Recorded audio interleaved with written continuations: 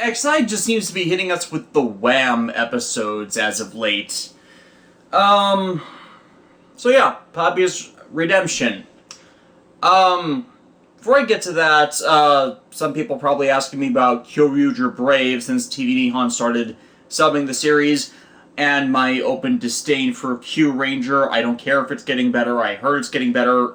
Again, my entire unbridled hatred for the first 5 episodes makes me absolutely no interest in that. As a possible replacement for that, doing Kyoryuger Brave, honestly, since it's by creators I don't like, I want to leave it to the end of the year with all the rest of the Kyoryuger crap so I don't have to sit through it multiple times. Because, yeah, if it's actually bad, I don't want to do that. It's like, why recapping these things if I'm just going to do it at the end of the year anyways?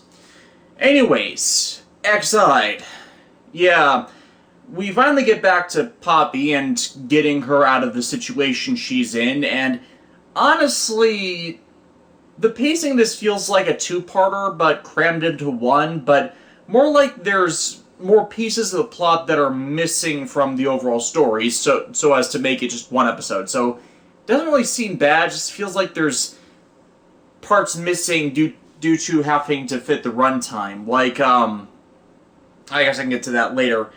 I also feel this is a mistake as it's changing the status quo again after establishing it. I mean, it's episode 28, and the whole Commodore Chronicle catastrophe started with episode 24, so she spent about 3-4 episodes in her state of brainwashing. Now they've fixed it, so she's an ally again, and now she's an allied female writer, and probably going to be for the rest of the series, which, personally, I think that's a good thing, since her stat data showed up, and as she's a level X writer, she is actually on the strength level of the level 50s. She's a bit weaker than the rest of them, but still more powerful than most of the Bugsters, and can put up an even fight with Paradox and, yeah, pretty much everyone in the show. She has a pretty decent handle on. So her curb stomping from Kamen Poppy's debut was not just a one-off thing, though you wouldn't exactly know it from this episode's. I don't want to say they curb stomped Poppy as they were trying to fix her situation, but it kind of seemed like it from how things were framed. Anyways, in the midst of another Kamen Chronicle outbreak, yeah, I know the the phrasing of an outbreak and the situation sounds kind of weird. Anyways, Emu and Hiro come to save another player who's being picked on by Paradox because Parad is an asshole. Planes flying overhead. Only for Poppy to appear and perform her antics as the game's rule manager in her writer form, and pretty much Emu keeps focusing on her instead of on Paradox, to Paradox's frustration, as Parad really wants to fight Emu all out, even though he's had that several times before, and both sides keep just either breaking off or avoiding the battle. So it kind of seems like Parad's finally getting fed up with now that his whole Kamen Chronicle game is set up, and he doesn't understand why Emu thinks that's such a horrible thing, because he's essentially asserted the law of the land between Bugsters and humans, and he doesn't understand the meaning of life because of his state as a Bugster, allowing him to just respawn when he just doesn't understand that humans don't respawn. I mean, it seems like he does, but I don't think he understands it conceptually about what that means, considering he keeps wanting to keep this endless game going. Anyways, Emu throughout this keeps trying to break through to Poppy because of the last episode's events where he saw Poppy smile, and feel not exactly gratitude, but yeah, the reconciliation between Nico and Taiga, she had an emotional reaction to that, meaning that her memories of the two were not completely gone, they're just suppressed, and her mentality had been rewritten by Lovrika. So he's trying to break through and call out to that, and pretty much by the situation he fails because the brainwashing with them is a bit more, I don't want to use the phrase intimate, but that's kind of, it kind of is. So, since you've been reprogrammed, and we finally gets the idea of, hey, I have this reprogramming power thanks to the Maximum Mighty X God shot. Maybe I can use it to fix the reprogramming in Poppy and reprogram her back to her normal self. This phrasing is all kinds of squicky, because in reprogramming senses for artificial intelligences, robots, that kind of thing, reprogramming them is the equivalent of brainwashing. So, can you really say that can you really say you're doing a good thing when you're brainwashing a victim of brainwashing so they're brainwashed back to being their normal self? It seems like a contradiction in terms is what I'm getting at, and it seems like it's not the best way they could have, I guess, handled that, even though it is a shortcut and the means are accessible to them to permit this series of actions to be carried out. It's like, it fits in the narrative, it's just that the connotations of it are disturbing when it's with someone that is their friend, that Emu is now, yeah. So yeah, Poppy's more or less back to normal. She has her memories and her normal perceptions back outside of Lovrika's reprogramming of her, which confuses Parad to no end because he thinks that Emu should be trying to exterminate every single bugster, but as we have repeatedly been shown with Emu, it's just that there's not just one line. It's like the whole thing with Bergamon. And in fact, I would figure that Parad would remember the Bergamon incident as well, whereas if you're not out to harm anyone normally, he's not going to exactly try and exterminate you, because there are different ways to clear a game than by just defeating the big bad. So, Parad takes Poppy away, and we get a scene of her recovering more memories than she even thought she had, which leads to the revelation that all of Poppy's manifestations without a host confirm that she is a full manifestation bugster born from a human host and victim. Now this is effectively the same problem with this backstory for Poppy as it is the whole Saki situation with Hiro and Taiga. We don't really get much on that scene, and yet it hinges a whole personal story and character arc on it, and that's all we have to go on. Admittedly, Snipe Episode 0 is going to be supposedly mediating that for the Taiga, Hiro, and Saki mess, because it's going to hopefully give more time to that. I'm just repeating myself at this point. But yeah, it should be hopefully fixing that, but for Poppy, we just get one scene of a woman in a hospital bed in the dark, stumbling for trying to grasp at a vase and it falling as she disappears with the Bugster virus, and that's all that's needed to infer that Poppy to manifest took a victim, but due to her personality, she was heartbroken over it, or not heartbroken, she was horrified over that whole thing, and then joined CR, or the Genin Corporation, to assist them in stopping other bugsters. I'm assuming how that works, since Asuna is... Poppy is already in her Asuna identity in Snipe Episode 0, meaning she's probably the first Bugster of the original 10 to become complete by taking the life of a host. I'm assuming Parad was the first to manifest simply from the possible exposition about him, since we have not exactly the most concrete of things, even with what was revealed in this episode. Anyways, she's shocked at this memory manifesting because she doesn't remembering it before. I assume that was something she came to terms with back when she started to be Asuna, but again, this is why this feels like it should have been longer than it was, as more things than were presented here needed to be addressed about her backstory and character. But it's needed exposition, at the very least, to motivate her actions and her coming divide from the rest of the Bugsters to rejoining the main cast.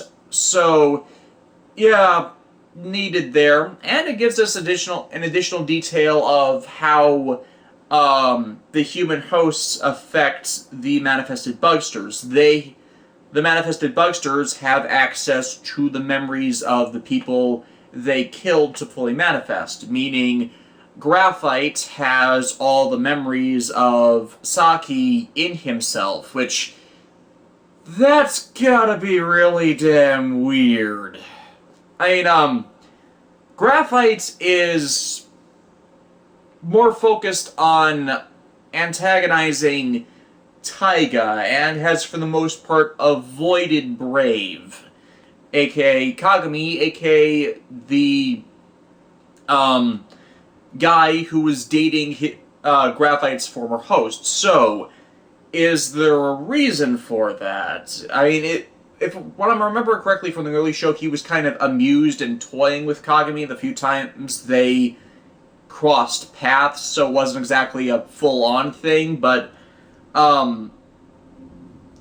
is that the reason why he's more focusing on Taiga and pretty much ignoring Kagami, even though, Kagami had it out for Graphite before? Yeah. But still, it's interesting that they phrase it as they have their host's save file, as the thing we thought was a lie was them saying that by completing Common Era Chronicle, everyone that's vanished will return to reality. It's presumably a lie, but this information gives the idea that there might be a hint of truth to that, at least through the save file phrasing for how Graphite described these memories. I mean, there's got to be a reason for why Genom keeps coming back, because from spoiler information, he is coming back again, even though he got the same death condition game over as Kiria, and of course Kiria's coming back in his own Hyper Battle special, so it's not like, even though they got the game over death condition, they keep coming back, so they're not completely dead. So, are these other returns foreshadowing it actually being possible to get people back from the game overs? Don't know. We have most of the second half of the series to go yet to see if that's a true thing, if it's a lie, or if it's just Toei's general conventions towards death making it a revolving door. Just making death a revolving door. Which is admittedly one of the bigger critiques with their works, but that's neither here nor there. So after another confrontation with Parad, where Poppy is asking if they even have to be in conflict with humanity, which Parad goes completely sociopath over, it really seems that he's the one that's really pushing the whole we hate each other, thus we must fight to the death angle amongst the Bugsters.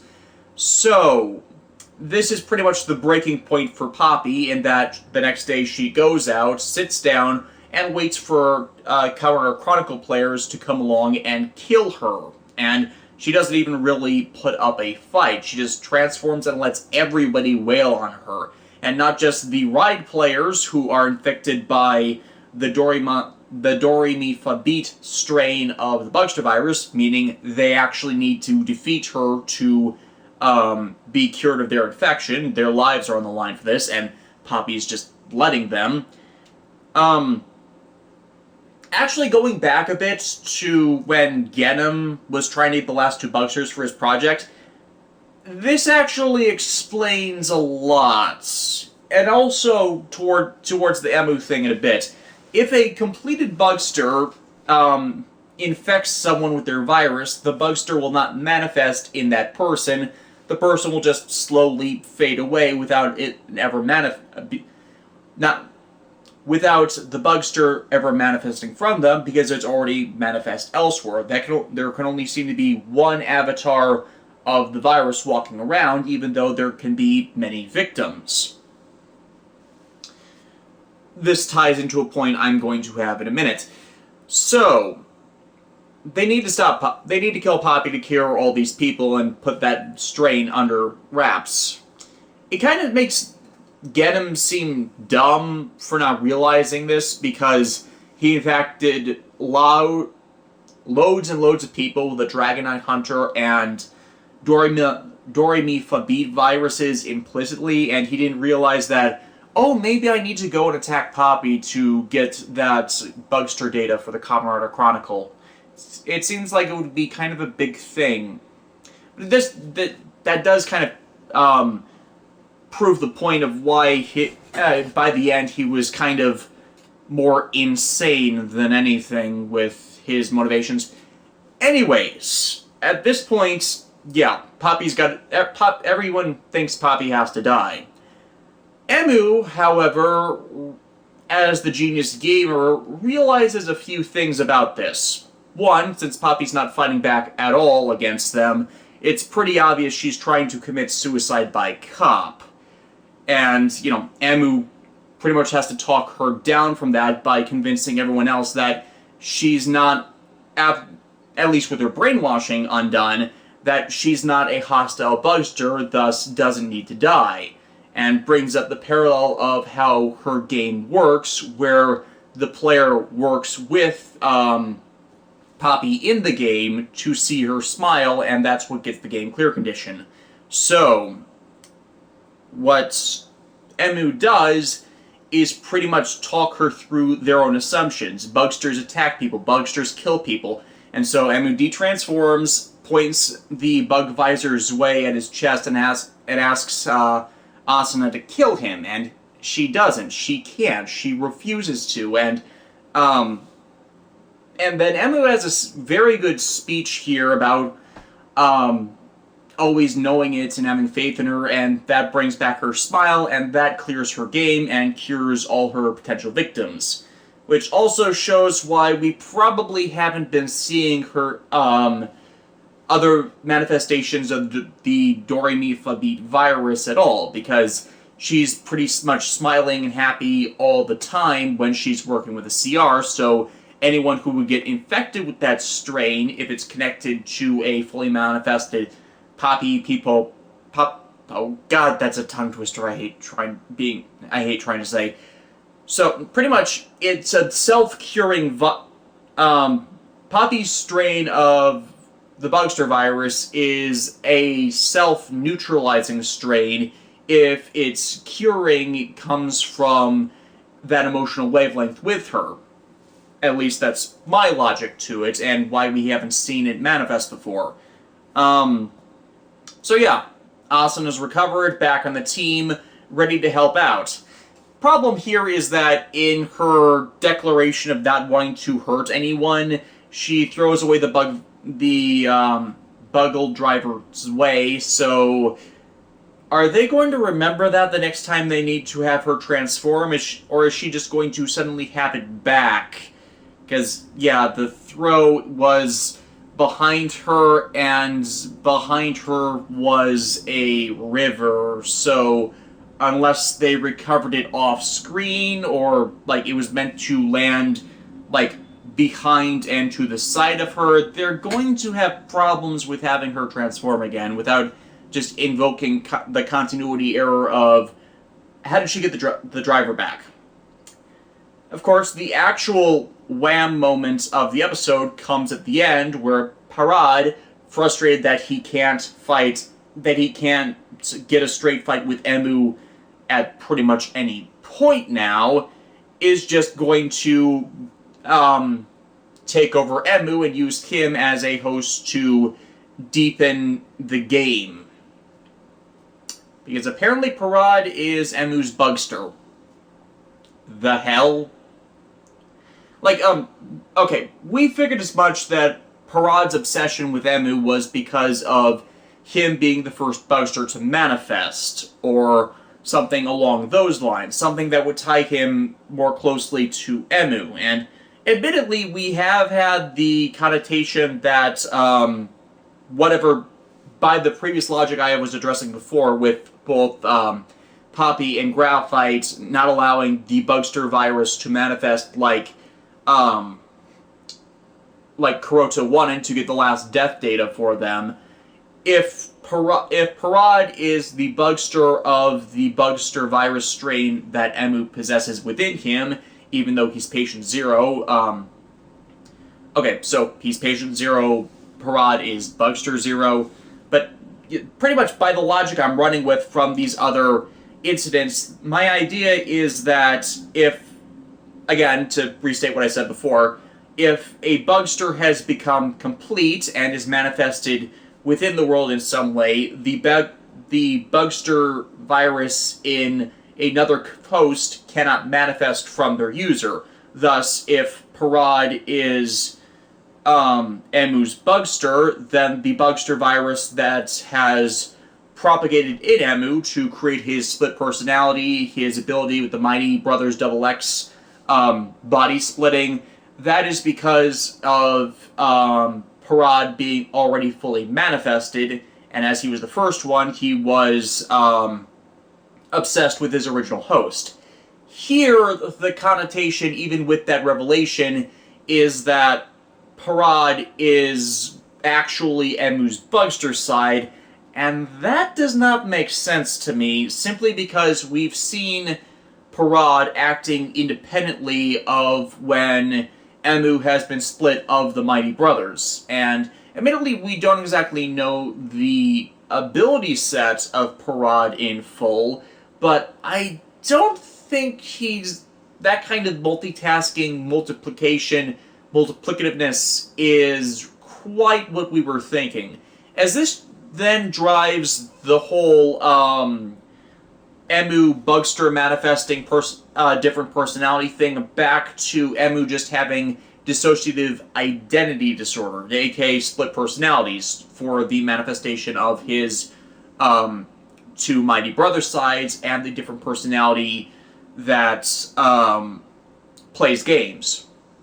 I personally don't like that interpretation. I like it more to see Emu's bugster side is working in symbiosis with Emu, and then just Parad being of the same bugster strain, because it builds that it builds upon that original wish of Emu's to have someone to play co-op with against other players, versus Parad's whole thing where he wants to play with Emu, but in a game against Emu. So there seems to be a contradiction in terms between what the assumed desire would be and what the actual manifested individual is.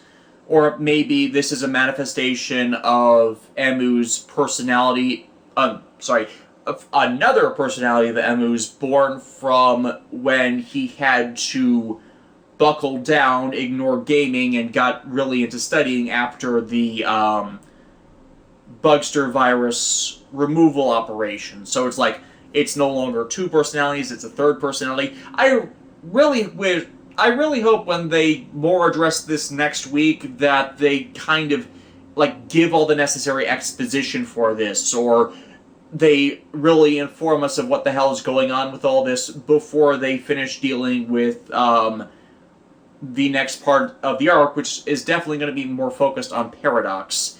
And especially since it's the reveal of Paradox level 99 next week. And as I've seen the suit in full from the images, the suit looks very much awesome. It's like, they keep upping themselves in suit designs, even though the concept for a lot of these things is silly. Like, okay, not as much fruit lock seed silly, but they're working a lot more with what they have than you would think they would.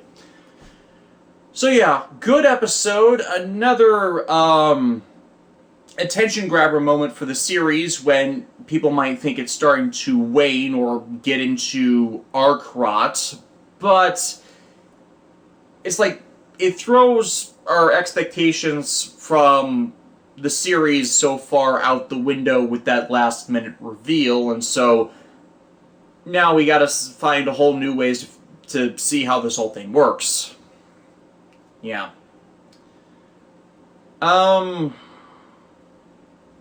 Yeah, that's pretty much all I got. No news is good news in this case. Car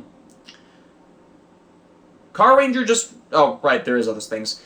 Car Ranger just released on DVD for another Shout Factory set. I'm not buying it at this time. I don't have the money for it. I'll probably get it later when the price is discounted. I don't really like Car Ranger. I've made that clear in several videos. I know other people do, but I know the history with the series. I know its historical reputation and reception, and from what I've seen of it, I don't find it funny. So I'm not getting it this time. I'll get it eventually, but Mega Ranger is already pretty much in the bag. They've announced it. Buy that set. It's a really good series, if you'll remember my review. When that set comes out, I'll be remastering the review. I've already got the revisions in the script, so it'll be slightly different. It'll be like Linkara's remaster of the history of Power Rangers. The basic structure will be the same, but it'll be formatted to fit YouTube and any other commentary I have to base on it. So yeah, with this, we're through the bad Sentai release sets, at least until Blowkenger. Yeah, pretty much Mega Ranger through either Maji or Deca Ranger is a long block of decently received or give and take Sentai series, so we're going to be starting to get to the good stuff with the releases. Again, depending on if you do or do not like Car Ranger, and you might consider that a good set or not. Again, I don't. So, yeah, if you're interested in the Sentai sets and what came on with what's inspired some of the original Power Rangers series for the 90s, this is probably close to your jumping on point for it. Yeah, I think that's the only other additional information I wanted to give out. So I will see you all next week.